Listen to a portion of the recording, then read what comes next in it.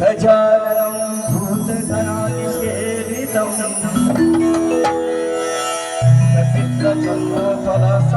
कपित्तजन्मफलसारभक्षितम् उमासुतं शोकविनाशकारणं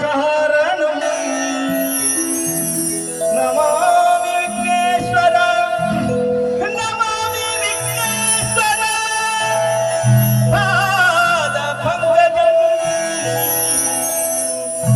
नमामि विघ्नेश्वर पादपङ्कजम्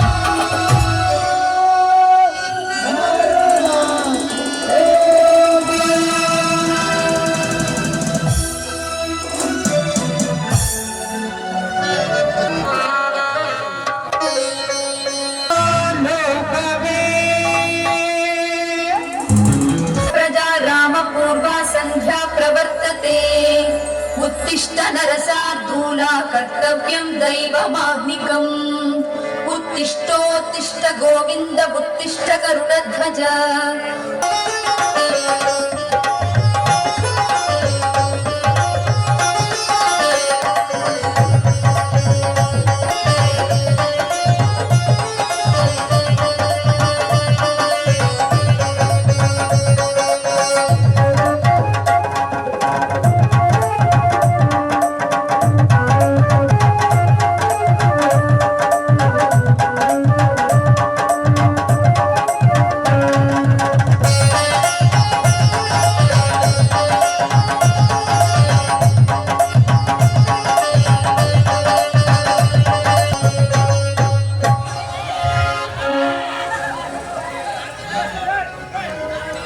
शरणं शरणं शरणं देवीपाकरे पालिसुवनवरिता ताये श्री दुर्गे पालिसुवनवरिता ताये श्री दुर्गे शरणं शरणं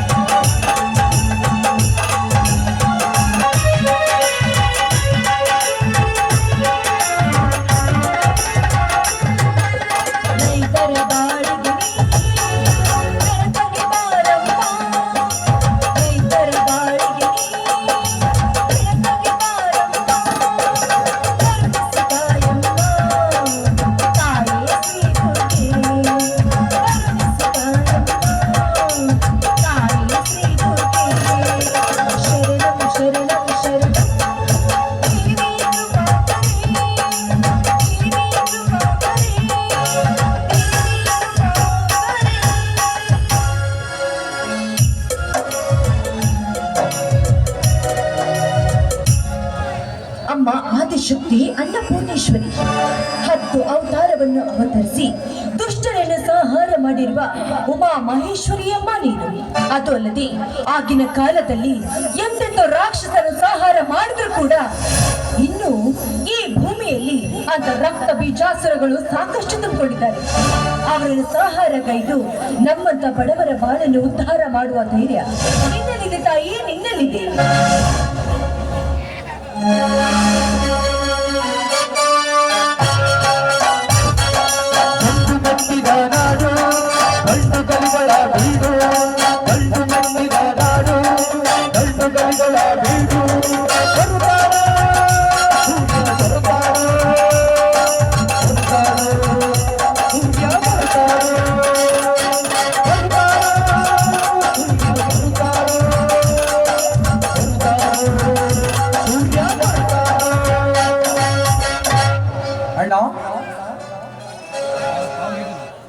ಅಣ್ಣ ಬಾರಪ್ಪ ಮೈದಿನ. 3 ಹಿರಿಯರು ಎಲ್ಲರೂ ಸೇರಿ ಒಂದು ಮುಖ್ಯವಾದ ವಿಷಯ ಮಾತಾಡೋದಕ್ಕಾಗಿ ನಿಮ್ಮಣ್ಣನನ್ನು ಕರ್ಕೊಂಡು ಹೋಗಿದ್ದಾರೆ. ಅದೆಲ್ಲ ಆಮೇಲೆ ವಿಚಾರಿಸಿದ್ದಾರೆ. ಮೊದಲು ನೀನು ತಾಯಿಗೆ ನಮಸ್ಕರಿಸುವ.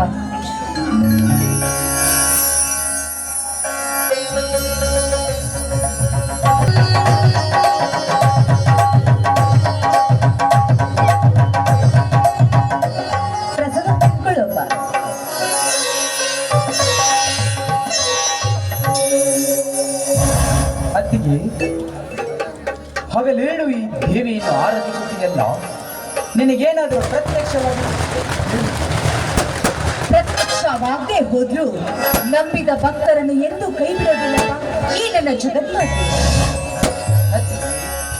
ನನ್ನನ್ನು ಜಪ ಮಾಡುವ ಭಕ್ತರನ್ನು ಉದ್ಧರಿಸಿ ಗುಣ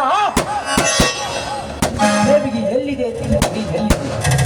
ದುಷ್ಟ ಗುಣದವರ ಬೆಂಗವಾಲಗೆ ನಿಂತಿರುವಳು ದುಷ್ಟ ದೇವತೆಯಾಗಿ ಅಂತ ಮಹಾಕಾಳಿಯಾಗಿ ಅವತಾರವನ್ನು ಧರಿಸಿ ಶುಂಭ ನಿಶುಂಭರನ್ನು ಸಂಹಾರ ಮಾಡಿದಳು ಈ ನನ್ನ ತಾಯಿ ಚಾಮುಂಡೇಶ್ವರಿ ಎನಿಸಿಕೊಂಡ ಮಹಾತಾಯಿಯಪ್ಪ ಇವಳು. ಅದಲ್ಲದೆ ದುಷ್ಟರನ್ನು ಶಿಕ್ಷಿಸುತ್ತಾಳೆ ಹೊರತು ರಕ್ಷಣೆ ಮಾಡೋದಿಲ್ಲ. ಹೆತ್ತವರಿಗೆ ಹೆಗ್ಗಣ ಮುದ್ದು ಎಂಬಂತೆ ನೀವು ಎಷ್ಟೇ ಆದರೂ ದೇವಿಯ ಭಕ್ತಳಲ್ಲವೇ ನಿಮಗೆ ಈ ದೇವಿಯೇ ನಿಮಗೆ ಶ್ರೇಷ್ಠ. ಓ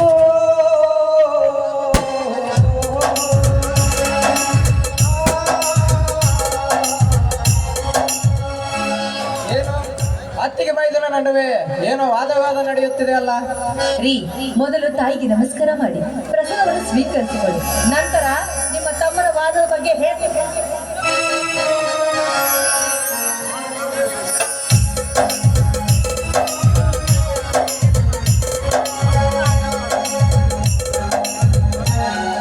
ಸುಮಿತ್ರ, ನನ್ನ ತಮ್ಮ ನಿನ್ನೊಂದಿಗೆ ಯಾವ ವಿಷಯಕ್ಕೆ ವಾದ ಮಾಡುತ್ತಿದ್ದನು?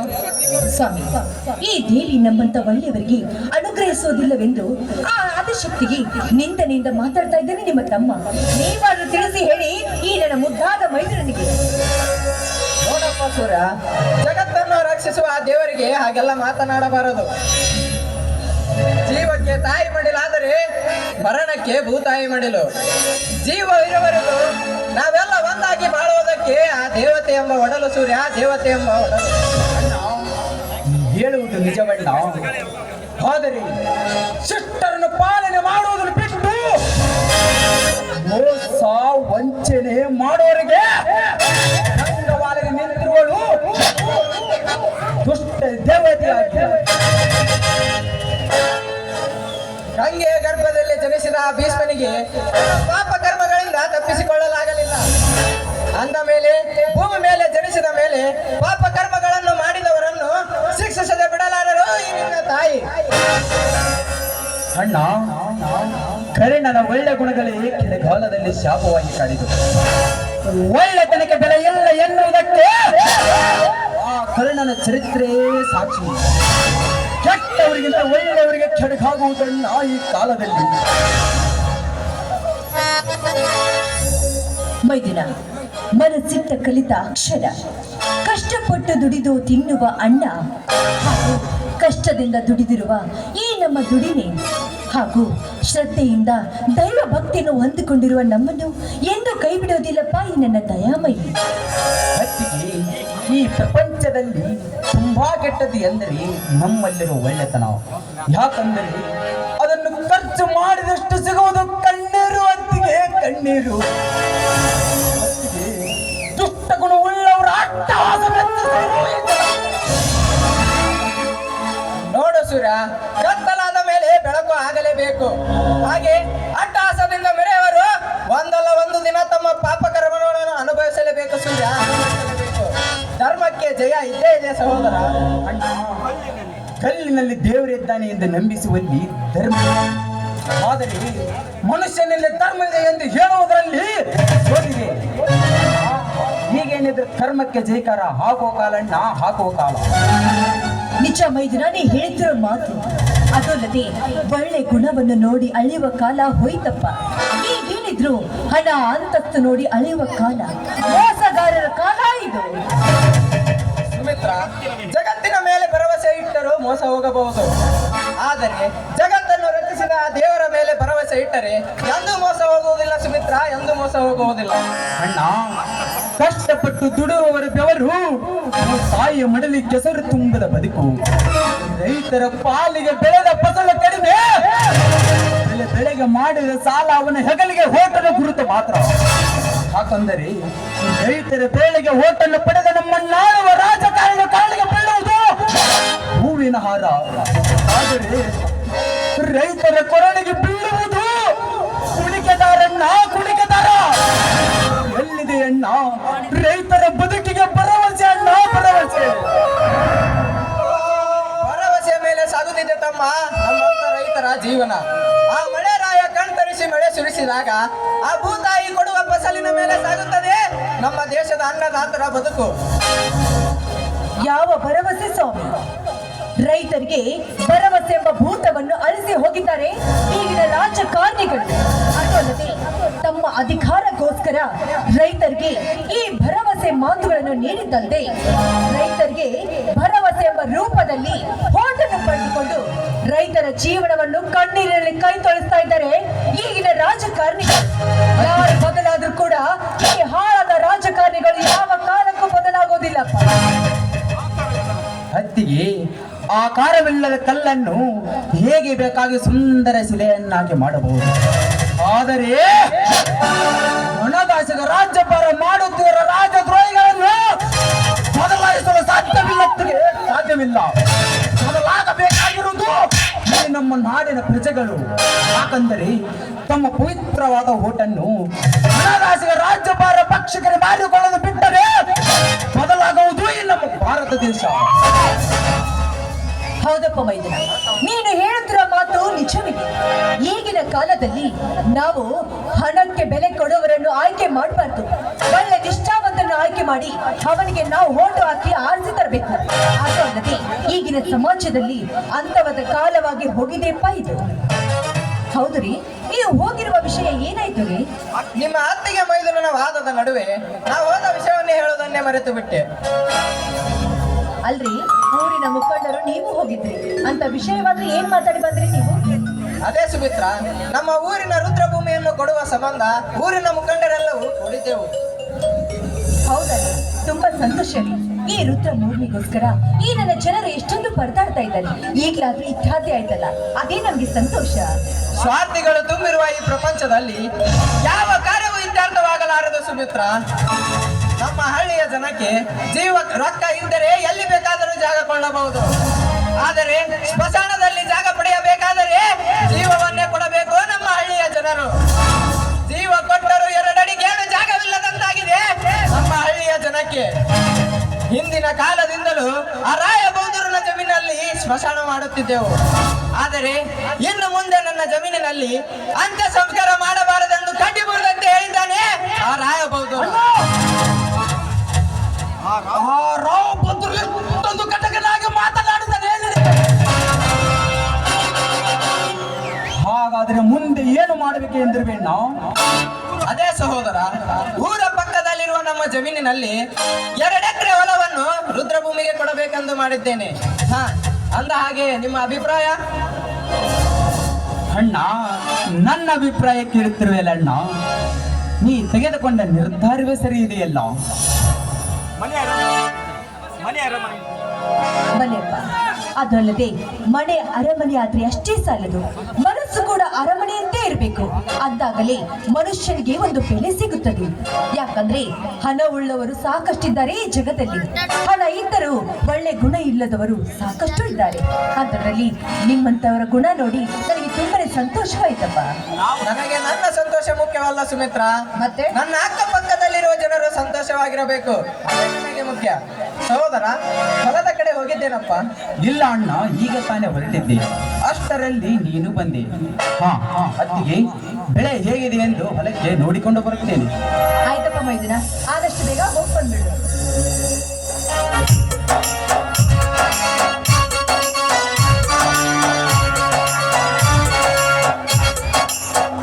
ಯಾಕ್ರಿ ಮೈದಿನ ಹೋಗೋದನ್ನು ಒಂದೇ ಸಲ ನೋಡ್ತಾ ಇದ್ರಲ್ಲ, ಅವನು ಹೋಗಿ ಹೊಲ ಮುಟ್ಟಾಯ್ತು, ಯಾಕ್ರಿ ಅಂತ ಕೇಳ್ತಾ ಇದ್ದೀನಿ.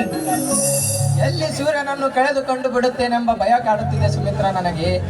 ಎಲ್ಲಿ ನಾನು ಅವನ ಸ್ವಂತ ಅಣ್ಣ ಅಲ್ಲ, ಕಾಸು ಅಣ್ಣ ಅಂತ ಗೊತ್ತಾಗಿ ನಮ್ಮ ಮನೆಯನ್ನು ತೊರೆದು ಹೋಗುತ್ತಾನೆಂಬ ಪಾಪ ಪ್ರಜ್ಞೆ ನನ್ನಲ್ಲಿ ಕಾಡುತ್ತಿದೆ. ಏನ್ ಹೇಳ್ತಾ ಇದ್ರೆ ನೀವು? ನನ್ ಮೈದ್ರ ಮನೆ ಬಿಟ್ಟು ಯಾಕೆ ಹೋಗ್ತಾ ಇದ್ದಾರೆ? ನೀವೇನು ನನ್ನಲ್ಲಿ ಮುಚ್ಚಿಡ್ತಾ ಇದ್ದೀರಾ? ನಿಮ್ ಮಾತಿನ ಅರ್ಥ ನನಗೊಂದು ಅರ್ಥ ಆಗ್ತಾ ಇಲ್ಲ. ಸೂರ್ಯನ ಜೀವನ ರಹಸ್ಯ ನಿಗೂಢವಾಗಿದೆ ಸುಮಿತ್ರ. ಸೂರ್ಯನನ್ನ ರಕ್ತ ಹಂಚಿಕೊಂಡು ಹುಟ್ಟಿದ ತಮ್ಮನಲ್ಲ ಸುಮಿತ್ರ, ನನ್ನ ತಂದೆ ತಂದು ಸಾಕಿದ ಸಾಕು ತಮ್ಮ. ಈ ವಿಷಯವನ್ನು ನಾನು ಸೂರ್ಯನ ಮುಂದೆ ಪ್ರಸ್ತಾಪ ಮಾಡಿಲ್ಲ. ಮುಂದೆ ಆದರೂ ಈ ವಿಷಯ ನಮ್ಮಿಬ್ಬರ ನಡುವೆ ಇರಲಿ. ಸ್ವಾಮಿ, ಏನಂತ ಹೇಳ್ತಾ ಇದ್ರ ನೀವು? ಸೂರ್ಯನು ಹೆತ್ತವರು ಯಾರು? ಇವರು ತಂದೆಯನ್ನೇ ಕೇಳಬೇಕು ಸುಮಿತ್ರ. ಹಾ, ಈ ವಿಷಯ ನಮ್ಮಿಬ್ಬರ ನಡುವೆ ಇರಲಿ. ಸೂರ್ಯನ ಮುಂದೆ ನಾನು ಪ್ರಸ್ತಾಪ ಮಾಡಿಲ್ಲ. ಯಾಕ್ರಿ ನನ್ನ ಮೇಲೆ ನಿಮ್ಗೆ ಅಪನಂಬಿಕೆನಾ? ನೋಡಿ ಸ್ವಾಮಿ, ನಿಮ್ಮೊಂದಿಗೆ ಬಾಳಿ ಬದುಕಿ ನಿಮ್ಮೊಂದಿಗೆ ಕಷ್ಟ ಸುಖದಲ್ಲಿ ಭಾಗಿಯಾಗಿ ಬಾಳುವ ಸಂಗಾತಿ ನಾನು. ಅದೊಂದಿಗೆ ನಿಮ್ಮ ಮನಸ್ಸನ್ನು ನೋಯಿಸುವಂತ ಕೆಲಸ ನಾನು ಯಾವತ್ತೂ ಮಾಡೋದಿಲ್ಲ. ಹೌದು, ಈ ವಿಷಯ ಶರತ್ನಿಗೆ ಏನಾದ್ರೂ ಗೊತ್ತಿದೆ ಅಂದ್ರೆ? ಶರತ್ತನಿಗೂ ಸ್ವಲ್ಪ ಸ್ವಲ್ಪ ತಿಳುವಳಿಕೆ ಇತ್ತು, ಆದ್ರೆ ಇಲ್ಲಿ ತನಕ ಸೂರ್ಯ ಯಾರು ಅಂತೇಳಿ ಶರತ್ತನು ಕೇಳಿಲ್ಲ. ಹಾ, ಹೋಗ್ಲಿ ಬಿಡು, ಯಾವ ಕಾಲದಲ್ಲಿ ಏನಾಗಬೇಕು ಅದೇ ಹಾಗೆ ಆಗುತ್ತೆ. ಅಂದ ಹಾಗೆ ನನ್ನ ಸೊಸೆ ಮತ್ತು ನನ್ನ ತಮ್ಮ ಕಾಣುತ್ತಿಲ್ಲವಲ್ಲ, ಎಲ್ಲಿ ಹೋಗಿದ್ದಾರೆ? ರೇವತಿ ದೇವಸ್ಥಾನಕ್ಕೆ ಹೋಗಿದ್ದಾಳೆ, ಇನ್ನೂ ಬಂದಿಲ್ಲ. ಇನ್ನು ಶರತ್ ಬೆಳಿಗ್ಗೆ ಹೋದವನು ಇನ್ನು ಮನೆಗೆ ಬಂದಿಲ್ಲ. ಅವನೇನು ಹೋಗಿದ್ದಾನೋ ಏನು? ಮತ್ತೆ ಎಲ್ಲಿ ಹೋಗಿರುತ್ತಾನೆ? ಕೆಲಸ ಕೇಳಲು ಹೋಗಿರಬೇಕು. ಆಯ್ತು ಬಿಡಿ, ನಿಮ್ಮ ತಮ್ಮಗರ ಬಗ್ಗೆ ಯೋಗಕ್ಷೇಮ ವಿಚಾರಿಸೋದ್ರಲ್ಲಿ ನಿಮ್ಮ ಹಸವೇ ನೀವು ಮರ್ತ್ಬಿಟ್ಟಿದ್ದೀರ. ಬನ್ನಿ ಊಟ ಮಾಡುವಿರಂತೆ. ಏನು ಬರೀ ತಮ್ಮರ ಬಗ್ಗೆ ವಿಚಾರ ಮಾಡುತ್ತೇನೆ, ನಿನ್ನ ಬಗ್ಗೆ ವಿಚಾರ ಮಾಡೋದಿല്ലെಂದು ನಾನ್ಯಾಕ್ರಿ ಬೇಚಾರ ಮಾಡ್ಕೊಳ್ಳಿ? ಚಿಕ್ಕ ವಯಸ್ಸಿನಿಂದ ನಿಮ್ಮ ತಮ್ಮಂದಿರನ್ನು ಪ್ರೀತಿ ವಾತ್ಸಲ್ಯದಿಂದ ತುಂಬಾ ಚೆನ್ನಾಗಿ ಬೆಳೆಸಿದ್ದೀರಾ. ಇನ್ ಮುಂದೆ ನಿಮ್ಮ ತಮ್ಮಂದಿರು ಕೂಡ ದೊಡ್ಡವರಾಗಿದ್ದಾರೆ. ಅವರ ಜೀವನ ಉದ್ದಕ್ಕೂ ನೀವು ಅವರು ಒಳ್ಳೆಯ ಮಾರ್ಗವನ್ನು ತೋರಿಸಬೇಕು ಈ ಜಗತ್ತಲ್ಲಿ. ಅದೇ ನಿಮ್ಮ ನಿರ್ಧಾರವಾಗಿದೆ. ನೀ ಹೇಳುತ್ತಿರುವುದು ನಿಜ ಸುಮಿತ್ರ. ನಾವು ಚಿಕ್ಕವರಿರುವಾಗಲೇ ನಮ್ಮ ತಂದೆಯನ್ನು ಕಳೆದುಕೊಂಡೆವು. ನನ್ನ ತಂದೆಯ ಆಜ್ಞೆಯಂತೆ ನನ್ನ ತಮ್ಮಂದರಿಗೆ ಯಾವ ಕುಂದು ಕೊರತೆಯೂ ಬಾರದಂತೆ ಬೆಳೆಸಿರುವೆ. ಅವರಿಗೆ ಮದುವೆಯನ್ನೊಂದು ಮಾಡಿದರೆ ನನ್ನ ತಲೆಯ ಮೇಲಿನ ಅರ್ಧ ಭಾರ ಕಡಿಮೆ ಆದಂತೆ ಸುಮಿತ್ರ, ನನ್ನ ತಲೆಯ ಮೇಲಿನ ಅರ್ಧ ಭಾರ ಕಡಿಮೆ ಆದಂತೆ. ಆಯ್ತು, ನಿಮ್ಮ ಬೇಡಿಕೆಯನ್ನು ಆ ದೇವರು ಈಡೇರಿಸ್ತಾನೆ. ಬನ್ನಿ, ತುಂಬಾ ಸಮಯ ಆಯ್ತು, ಊಟ ಮಾಡೋರಂತೆ. ನನಗೆ ಹೊಟ್ಟೆ ಹಸಿವಿಗಿಂತ ನಿನ್ನ ಪ್ರೀತಿ ಹಸಿವೆ ಹೆಚ್ಚಾಗಿದೆ ಕಣೆ. ಒಡವೆಯ ನಿನ್ನ ಕೆಂದುಟಿಯಿಂದ ಒಂದು ಸಿಹಿಯಾದ ಮುತ್ತನ್ನ. ಏನ್ರಿ ಮುತ್ತು ಕೇಳಲು ಹೊತ್ತು ಗೊತ್ತು ಏನೂ ಇಲ್ವಾ? ಅದು ಅಲ್ಲದೆ ಆಕಾಶಕ್ಕೆ ಏರಿ ಇಲ್ಲ, ಭೂಮಿಗೆ ಚಪ್ಪರ ಇಲ್ಲ. ಹೌದು. ಹಾಗೆ ನಿನ್ನ ಪ್ರೀತಿಗೆ ಹೊತ್ತು ಗೊತ್ತು ಇಲ್ಲ ಕಣೆ, ಹೊತ್ತು ಗೊತ್ತು ಇಲ್ಲ. ಈ ನಿನ್ನ ನಲ್ಲನ ಹೃದಯ ತಣಿಸುವಂತೆ ಹೊರಬಮ್ಮಲಿ ಒಂದು ಸುಮಧುರವಾದ ಗಾಯನ. ಆಯ್ತು ಬಿಡಿ, ಮಾತ್ರ ಚೆನ್ನಾಗಿ ಅರ್ಥ ಆಯ್ತು.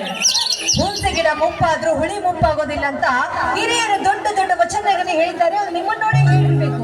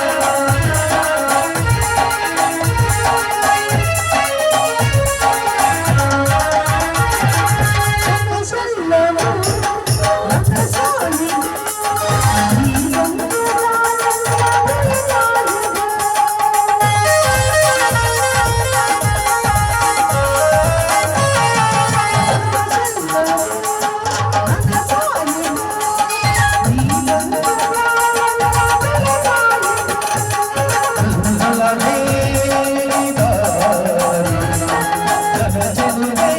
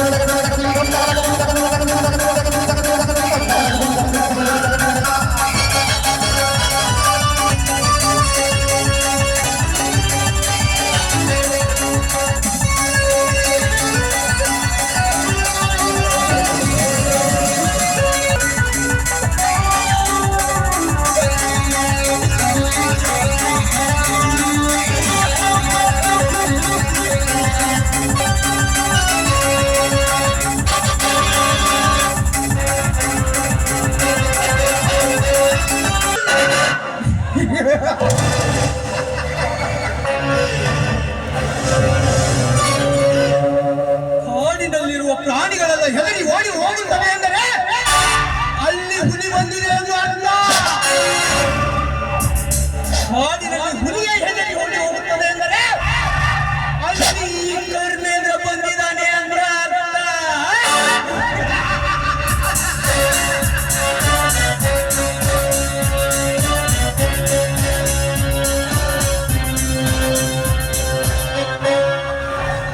ಕನಸು ಕಾಣುವವ ಕನಸುಗಾರ, ಜನ ಗಳಿಸುವವ ಜನನಾಯಕ, ಹಣ ಗಳಿಸುವವನೇ ಸಾಹುಕಾರ.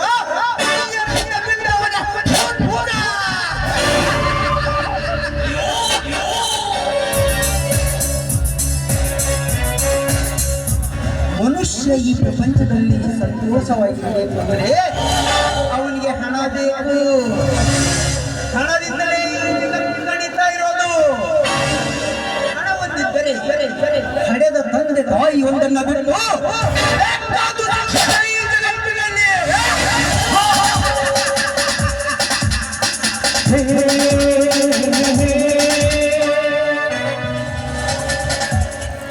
ಇದೇ ಹಣದ ಸಹಾಯದಿಂದ ನನಗಿಷ್ಟ ಬಂದ ಹುಡುಗಿಯರ ಸಂಘ ವಹಿಸಿ ನನ್ನ ಕಾಮದ ಹಾಕಿರಿಸಿಕೊಳ್ಳುವೆ.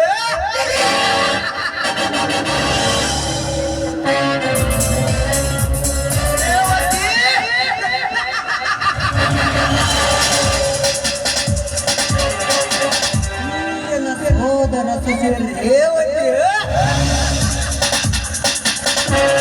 ಏನವಳ ಸೌಂದರ್ಯ, ತಂದೆ ಓರ್ವಶಿ ಮೇನಕ್ಕೆ ಸೌಂದರ್ಯ ಒಳಗು.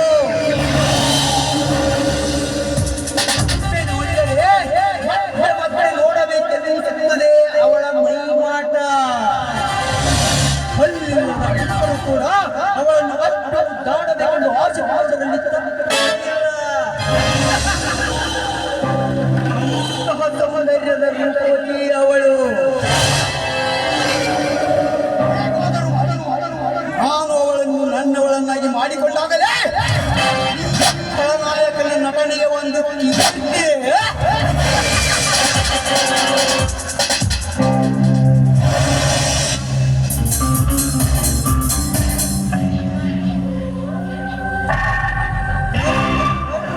ಧರ್ಮ ಎಲ್ಲಿದೆ ಈ ಕಲಿಯುಗದಲ್ಲಿ ಧರ್ಮ? ಅತ್ಯಾಚಾರ, ಕೊಲೆ, ದರೋಡೆ ಇದೇ ಕೊಡಿದೆ ಈ ಪ್ರಪಂಚದಲ್ಲಿ.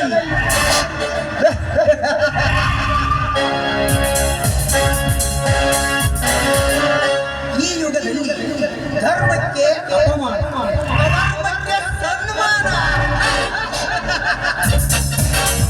ಈ ಕಲಿಯುಗದಲ್ಲಿ ಆನೆಯಂತಿದ್ದು ಜಾಣನಂತೆ ಜಯ ಸಾಧಿಸಬೇಕು. ಅದೇ ಈ ಕಲಿಯುಗದ ನಿಯಮ.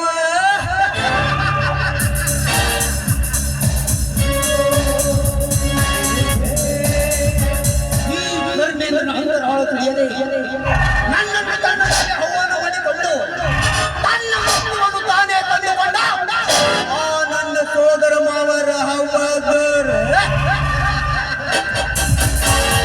ಅವನಿಗೇನು ಗೊತ್ತು ಈ ಕರ್ಮೇಲನ ಕರಾಮತ್ತು.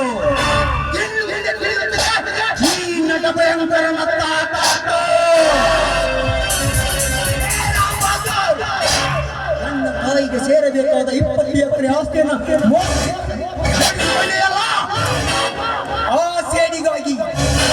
ಆ ಸೇಡಿಗಾಗಿ ನಿನ್ನ ಮನೆಗೆ ಕಾಳಿಂಗ ಸರ್ಪದಂತೆ ಕಾಲಿಟ್ಟಿದ್ದೇನೆ. ಒಂದು ಗತಿ ಕಾಣಿಸಿ ನಿನ್ನ ಸರ್ವ ಆಸ್ತಿಗೆ ನಾವು ಒಡೆಯನ್ನು ಆಗದೆ ಹೋದರೆ ನನ್ನ ಹೆಸರು ಕರ್ಮೇಂದ್ರ ಅಲ್ಲ.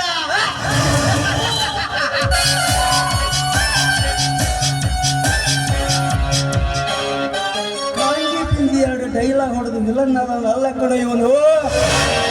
ವಜ್ರಮುನಿ ಧೀರೇಂದ್ರ ಗೋಪಾಲ್ರಿಂದ ಹಿಡಿದು ಈಗಿನ ಟ್ರೆಂಡ್ ರೇವಂತ್ ಅವರಿಗೂ ಅವರ ಗತ್ತು ಗಾಂಭೀರ್ಯ ಸ್ಟೈಲ್ ಎಲ್ಲವನ್ನೂ ನೋಡಿ ಕಲ್ತಿಲ್ಲ ಅನ್ನೋದವನು.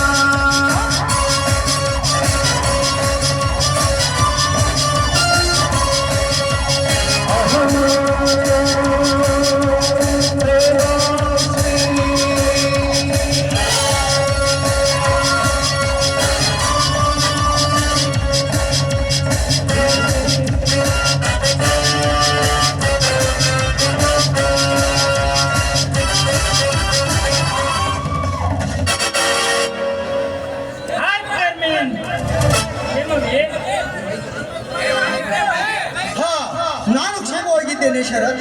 ನನ್ನ ಮೇಲೆ ನೀನು ಕ್ಷೇಮವಾಗಿದೆಯಾ ತಾನೆ? ಅಂದ ಹಾಗೆ ನೀನು ಡಿಗ್ರಿ ಕಂಪ್ಲೀಟ್ ಆದ್ಮೇಲೆ ಏನ್ ಮಾಡಬೇಕೆಂದ್ರೆ? ಅದನ್ನ ಯಾಕೆ ಕೇಳುವೆ? ಡಿಗ್ರಿ ಸರ್ಟಿಫಿಕೇಟ್ ಅನ್ನು ಕೈಯಲ್ಲಿ ಹಿಡಿದುಕೊಂಡು ಕೆಲಸಕ್ಕಾಗಿ ನನ್ನ ಜೀವನ. ಆದರೆ ಲಕ್ಷ ಲಕ್ಷ ಹಣ ಕೊಟ್ಟವರಿಗೆ ನೌಕರಿ ಕೊಡ್ತಾರಪ್ಪ ಇಂದಿನ ಭ್ರಷ್ಟಾಧಿಕಾರಿ. ಹಾಗಾದರೆ ಮುಂದೆ ಏನು ಮಾಡಬೇಕೆಂದ್ರೆ ಶರತ್? ಮುಂದೇನು ಮಾಡುವುದು? ಯಾವುದಾದ್ರೂ ಸ್ವಂತ ಬಿಸ್ನೆಸ್ ಮಾಡಬೇಕೆಂದ್ರೆ ನಾನು ಹಣವುಳ್ಳವನಲ್ಲ. ಕೃಷಿಗೆ ತೊಡಗಬೇಕೆಂದ್ರೆ ನನಗದರಲ್ಲಿ ಆಸಕ್ತಿಯೂ ಇಲ್ಲ. ಮುಂದೇನು ಮಾಡಬೇಕೆಂಬುದೇ ಯೋಚನೆ ಆಗಿದೆ ಕಣ್ಣಂದ್ರ, ಯೋಚನೆ ಆಗಿದೆ. ನೀನೇನು ತಲೆ ಕೆಡಿಸಿಕೊಳ್ಳಬೇಡ ಶರತ್, ನಾನು ನಿನಗೆ ಸಹಾಯ ಮಾಡುತ್ತೇನೆ. ನಮ್ಮ ಮಾವ ಹೊಸ ಫ್ಯಾಕ್ಟರಿ ಕಟ್ಟುತ್ತಿದ್ದಾನೆ, ಅದರಲ್ಲಿ ನಿನ್ನನ್ನು ಪಾಲುದಾರನಾಗಿ ಮಾಡಿಕೊ ಎಂದು ನನ್ನ ಮಾವನವರಿಗೆ ಹೇಳುತ್ತೇನೆ. ಕರ್ಮೇಂದ್ರ, ನಿಮ್ಮ ಮಾವನವರಿಗೆ ಹೇಳಿ ಆ ಫ್ಯಾಕ್ಟರಿಯ ನನ್ನನ್ನು ಪಾರ್ಟ್ನರ್ ಆಗಿ ಮಾಡಿದರೆ ನನ್ನ ಜೀವನ ಪರ್ಯಂತ ಮರೆಯೋದಿಲ್ಲ ಕರ್ಮೇಂದ್ರ ನಿನ್ನ ಋಣವನ್ನು. ಎಂತ ದೊಡ್ಡ ಮಾತನ್ನು ಆಡಬೇಡ ಶರತ್. ಫ್ರೆಂಡ್ಸ್ ಆದ್ಮೇಲೆ ನಮ್ಮ ಫ್ರೆಂಡ್ಸ್ ಮೇಲೆ ಹೌದು. ಒಂದ ಹಾಗೆ ನೀನು ನನ್ನ ಫ್ಯಾಕ್ಟರಿಯಲ್ಲಿ ಪಾಲ್ಗಾರನಾಗಬೇಕಾದರೆ ಲಕ್ಷಗಟ್ಟಲೆ ಹಣ ಬೇಕಾಗುತ್ತದೆ. ಹಣದ ವ್ಯವಸ್ಥೆ ಮಾಡು. ಅಷ್ಟೊಂದು ಹಣ ನಾ ಎಲ್ಲಿಂದ ತರಲಿ ಕರ್ಮೇಂದ್ರ? ಹೊಲದ ಕಾಗದ ಪತ್ರಗಳನ್ನ ಅಡವಿಟ್ಟರೆ ಸಾಲ ಕೊಟ್ಟೆ ಕೊಡುತ್ತಾರೆ ಶರತ್. ಆದರೆ ಹೊಲ ನಮ್ಮ ಅಣ್ಣನ ಹೆಸರಿನಲ್ಲಿದೆಯಲ್ಲ. ಹಾಗಾದರೆ ಮೊದಲು ಮುನ್ನ ಹೆಸರಿಗೆ ಆ ಆಸ್ತಿಯನ್ನೆಲ್ಲ ವರ್ಗಾಯಿಸಿಕೋ. ಆಯ್ತು ಕರ್ಮೇಂದ್ರ, ನನ್ನ ಅಣ್ಣನ ಜೊತೆ ಮಾತನಾಡಿ ತಿಳಿಸುವೆ. ಹಾ, ಇದೇ ಸಂತೋಷಕ್ಕಾಗಿ ಒಂದು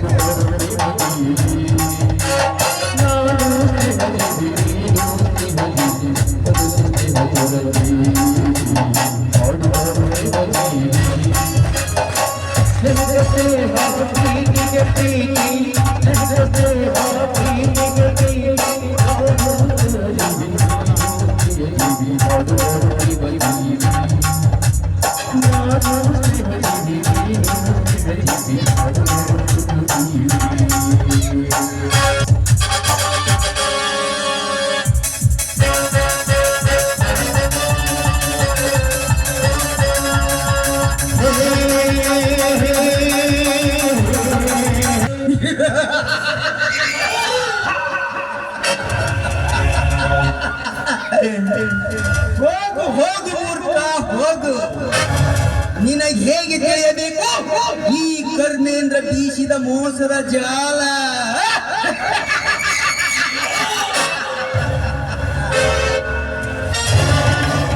ತರುವ ಲಕ್ಷಗಟ್ಟಲೆ ಹಣವನ್ನು ನನ್ನ ಮಾವನ ಬೊಕ್ಕಸವನ್ನು ತುಂಬಿಸಿ ನನ್ನ ಮಾವನಿಗೊಂದು ಗತಿ ಕಾಣಿಸಿ ಇಡೀ ಸರ್ವ ಆಸ್ತಿಗೆ ನಾನು ಒಡೆಯನಾಗದೆ ಹೋದರೆ ನನ್ನ ಹೆಸರು ಕರ್ಮೇಂದ್ರನೇ ಅಲ್ಲ.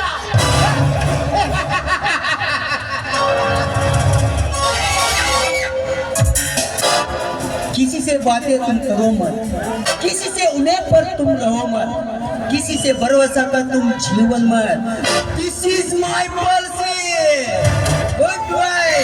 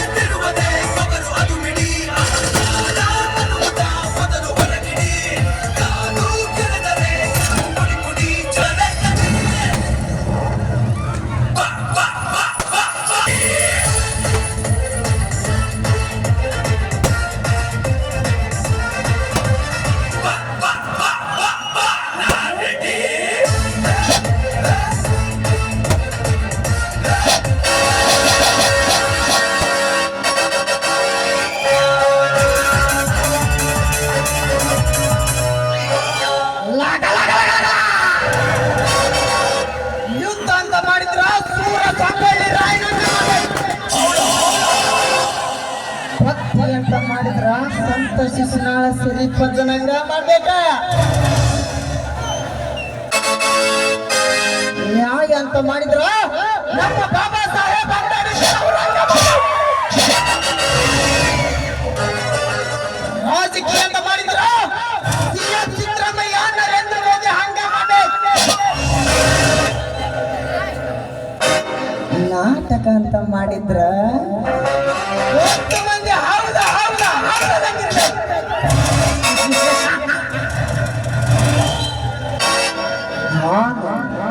ಈ ಕಲಿಯುಗದ ಕಾರಣ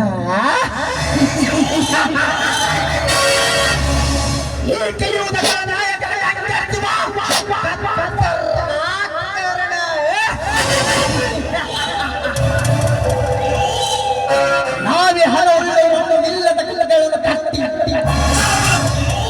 ಬಡವರ ಪಾಲಿಗೆ ನಮ್ಮ ಧರ್ಮವಾಗುವ ಹಂತಕರನ್ನು ಶಾಂತವಾಗಿ ತಾಗಿ ತರಿಸುವ ಬಂದ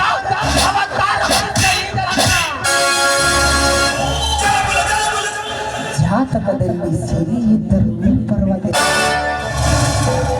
ಆದರೆ ಗುಣವೈವಂತ ತಗೊಂಡಿರಬಾರದು.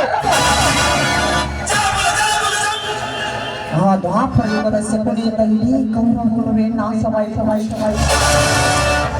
ಆದರೆ ಈ ಕಲಿಯುಗದ ಸೆಪಣಿಗಳು ನಮ್ಮ ಭಾರತ ದೇಶದಲ್ಲಿ ರಾಜ್ಯ ಮಾಡುತ್ತಿರುವ ಕಲಿಯುಗದ ಸೆಪಣಿಗಳು ಅವರನ್ನು ಸುಟ್ಟು ಬಸದ ಮಾಡುವುದೇ ಕಂಡು ಬಳಿ ಕಾರಣ.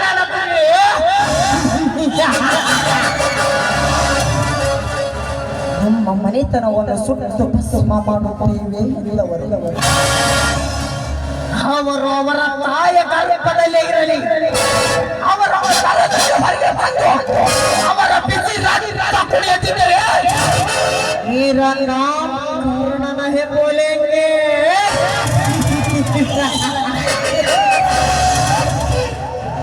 ಇರುವನು ಭೂಮಿಗೆ ಭಾರವಾಗುತ್ತಾನಂತೆ. ನನ್ನಂತೆ ಧೈರ್ಯ ಇರುವವನು ಜಗತ್ತಿಗೆ ಆಳುತ್ತಾನೆ.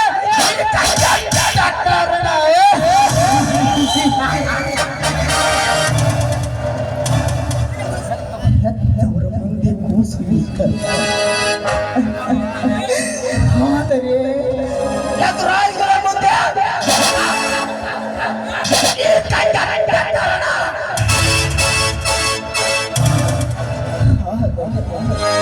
ಚಂದೆ ಮರುಸಿದ್ದೇಶ್ವರ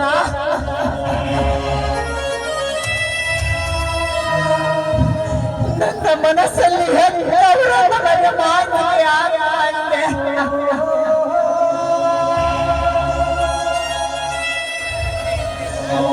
ನನ್ನ ಮಾತಪಿತರ ಮಡಿಲಲ್ಲಿ ಮಲಗದ ನಾನು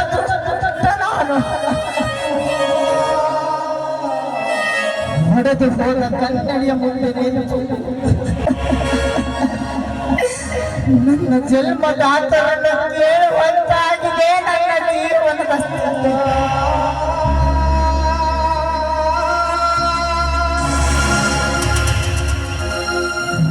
ಚಿಕ್ಕವಾಗಿನಿಂದಲೇ ನನ್ನ ಚಿಕ್ಕಪ್ಪ ಸಾಕಿಸಬೇಕು.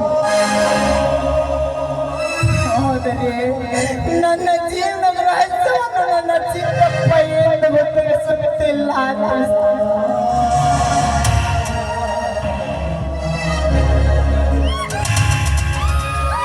ಕರ್ಣ, ಅದನ್ನು ತಿಳಿದುಕೊಳ್ಳುವ ಸಾಹಸಕ್ಕೆ ಕೈ ಹಾಕಬೇಡ. ನಿನ್ನ ಜೀವನದ ರಹಸ್ಯವನ್ನು ಹೇಳುವ ಸ್ಥಿತಿಯಲ್ಲಿ ನಾನಿಲ್ಲವಪ್ಪ. ಚಿಕ್ಕಪ್ಪ, ನೀನೇನೇ ಹೇಳು, ನನ್ನ ಜೀವನದ ರಹಸ್ಯವನ್ನು ತಿಳಿದುಕೊಳ್ಳಲೇಬೇಕು ಚಿಕ್ಕಪ್ಪ, ತಿಳಿದುಕೊಳ್ಳಲೇಬೇಕು. ಇಷ್ಟು ವರ್ಷ ರೋದಿನಿಯನ್ನು ನುಂಗಿಕೊಂಡು ನನ್ನ ಮನಸ್ಸಲ್ಲಿ ಕಣ್ಣೀರು ಒಕ್ಕಿದಾಗ ಹೇಗೆ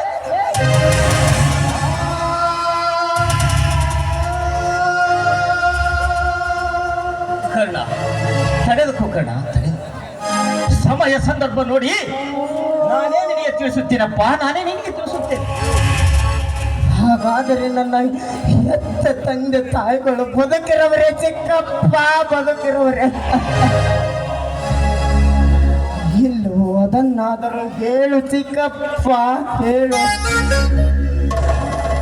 ಯಾಕೋ ಕರ್ಣ, ನೀನು ಚಿಕ್ಕವನಿರುವಾಗ ನಿನ್ನ ಹೆತ್ತ ತಂದೆ ತಾಯಿಗಳಿಗಿಂತ ಹೆಚ್ಚಾಗಿ ಸಾಕಿ ಸಲವಿದ ಈ ನಿನ್ನ ಚಿಕ್ಕಪ್ಪನಿಗಿಂತ ನಿನ್ನ ತಂದೆ ತಾಯಿಗಳ ಬಗ್ಗೆ ತಿಳಿದುಕೊಳ್ಳುವ ಕುತೂಹಲವೇ ನಿನಗೆ. ಕರ್ಣ, ಈ ವಿಷಯ ಇಲ್ಲಿಗೆ ಬಿಟ್ಟು ಮುಂದೊಂದು ದಿನ ನಾನೇ ತಿಳಿಸುತ್ತೇನೆ. ಕರ್ಣ, ಧರ್ಮಪುರ ಎಂಬ ಹಳ್ಳಿಯಲ್ಲಿ ದುಷ್ಟರ ದಬ್ಬಾಳಿಕೆ ಮಿತಿ ಮೀರಿದೆಯಂತೆ. ನೀ ಅಲ್ಲಿಗೆ ಹೋಗಿ ಆ ದುಷ್ಟರ ಮಟ್ಟ ಹಾಕಿ ಅಲ್ಲಿರುವ ಜನರಿಗೆ ನ್ಯಾಯ ದೊರಕಿಸುವಂತೆ ಮಾಡು ಮಗನೇ, ನ್ಯಾಯ ದೊರಕಿಸುವಂತೆ ಮಾಡು. ಇನ್ನು ಮುಂದೆ ಪ್ರಾರಂಭವಾಯಿತು ಚಿಕ್ಕಪ್ಪ. ನನ್ನ ಪ್ರಾಣವನ್ನು ಫಲಕ್ಕಿಟ್ಟಾದರೂ ಸರಿ, ಹಳ್ಳಿಯ ಜನರನ್ನು ಕಾಪಾಡುತ್ತೇನೆ. ಒಂದು ಮಾತು ಹೇಳುತ್ತೇನೆ, ಚೆನ್ನಾಗಿ ನೆನಪಿನಲ್ಲಿಟ್ಟುಕೋ.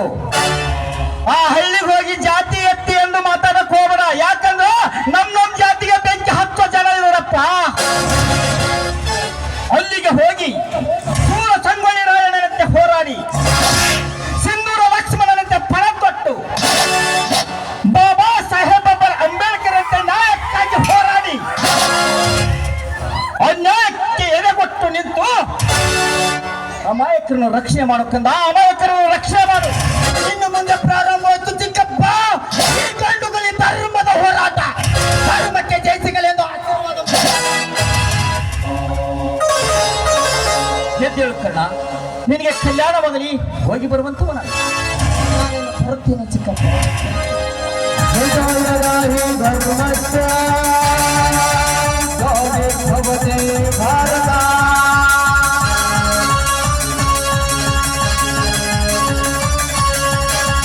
ಯದಾ ಯದಾ ಹಿ ಧರ್ಮಸ್ಯ ಭವತೆ ಭಾರತ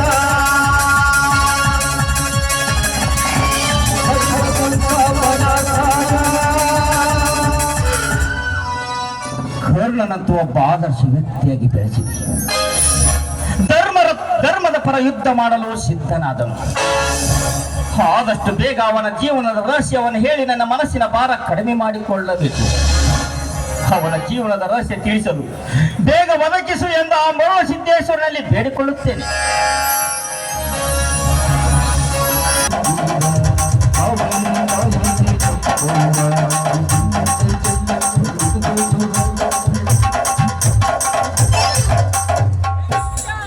ಬಗೆವಾಡಿ ಜಾತ್ರೆಗೆ ಬಂದೈತಿ ಚೋಕರೆ, ಬಗೆವಾಡಿ ಜಾತ್ರೆಗೆ ಬಂದೈತಿ ಚೋಕರೆ,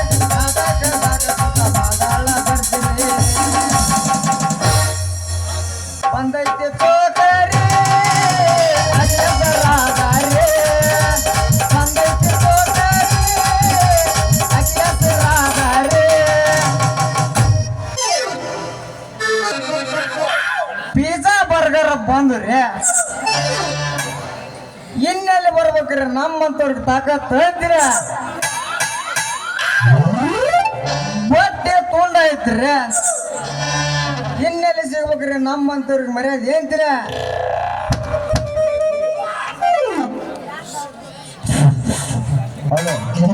ಹೂವು ಪ್ಲಾಸ್ಟಿಕ್ ಆದ್ರಿ,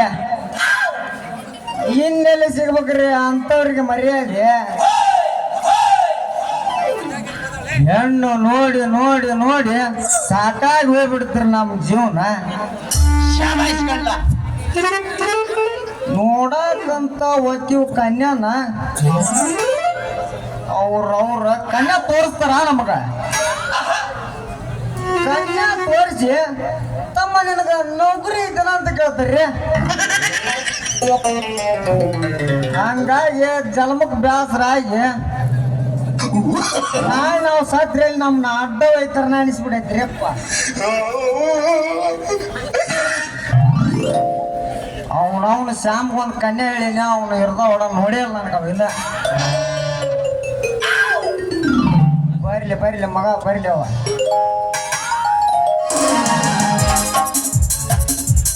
ಕನ್ಯಾ ಹುಡುಕ್ಯಾಡಿ ಸಾಕಾತ್ರಿ